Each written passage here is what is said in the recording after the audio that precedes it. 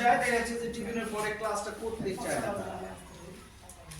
আর এখানে শুধুমাত্র দেখা যাচ্ছে যে আমি যেটা বাইরের পরিবেশ যেটা দেখি সেটা হচ্ছে মানে টিচারদের দোষ দেওয়া হয়। আসলে টিচারদের কিন্তু এখানে কোনো দোষই নেই, কারণ একটা শিক্ষক বিএসসি এমএসসি যখন পাস করে আসে তখন তার কিন্তু যোগ্যতার কিন্তু কোনো ঘাটতি থাকে না, শুধু থাকে কি একটু অভিজ্ঞতার ঘাটতি থাকে। এই অভিজ্ঞতাটা কিন্তু হয়ে যায়। আমার মনে হয় যে আপনারা বেশি ঘন ঘন, যেমন আমরা 1 মাস পর পর কিন্তু অভিভাবক সমাবেশ, এতে দেখা যায় আমাদের গ্লাসে কিন্তু পানি খাওয়ার অবস্থা থাকে না, যার জন্য এই যে একটা বসে থাকার জায়গায় হাত দিতে এর জন্য ভাত দিতে অসংখ্য ধন্যবাদ জানাচ্ছি। হ্যাঁ, থ্যাংক ইউ ভাই, অনেক অনেক থ্যাংক ইউ, অনেক ধন্যবাদ। আপনারা সরাসরি আগে আসার জন্য অনেক ধন্যবাদ জানাই।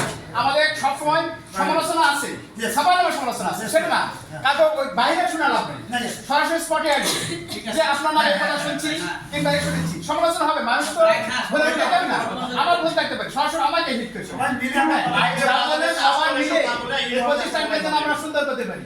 আর আমরা যতই বলি, যত টিচার যতই পাঠদাতা হোক, যেটা আমি কিছুক্ষণ আগেও শুনলাম যে কোচিং এর ব্যাপারে, যেটা আমার সিনিয়র সেলিম বলে, তার দেখা যাচ্ছে আমরা উদ্যোগপতি কিছু কিছু স্টুডেন্ট আছে, গ্রামের প্রতিষ্ঠান, তারপরে ক্যারিকুলাম চেঞ্জ হয়ে যাচ্ছে, যার জন্য অনেকে আবার সেট আপ করেছে যারা সব সাবজেক্টে বিশেষ করে 6 এর ছেলে মেয়ে অনেকে বলেছে যে আমরা কেন থাকবো, আমাদের তখন পুরস্কৃতই করা, যার জন্য আমি একটু বলি যে আমাদের যে পরীক্ষা ওদের তো মানদণ্ড নাই এখানে, কিন্তু মানদণ্ড ওটাই আমি মনে করি যারা প্রাথমিক বিদ্যালয়ে ফার্স্ট হয়েছে, ফার্স্ট সেকেন্ড থার্ডের দরকার নেই, অন্ততপক্ষে এই ফার্স্ট যেটা আমরা নিয়ে আসবো নেক্সট টাইম, অন্ততপক্ষে আমরা যদি এখানে পুরস্কৃত তাদের পেতে পারি কোন কোন স্কুলে ফার্স্ট হয়ে আসছে, তাহলে আমাদের ওদেরকে নিয়ে আসা একটু সহজ হবে।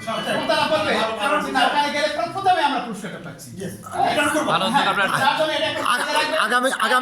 আগামীতে আমরা মাথা রাখবো ইনশাল্লাহ। প্রাইমারি যেহেতু আমাদের একই চত্বরে, যারা প্রাথমিক বিদ্যালয় যেন এটার আওতায় আসে, এই ব্যাপারে আমি রিকোয়েস্ট করছি।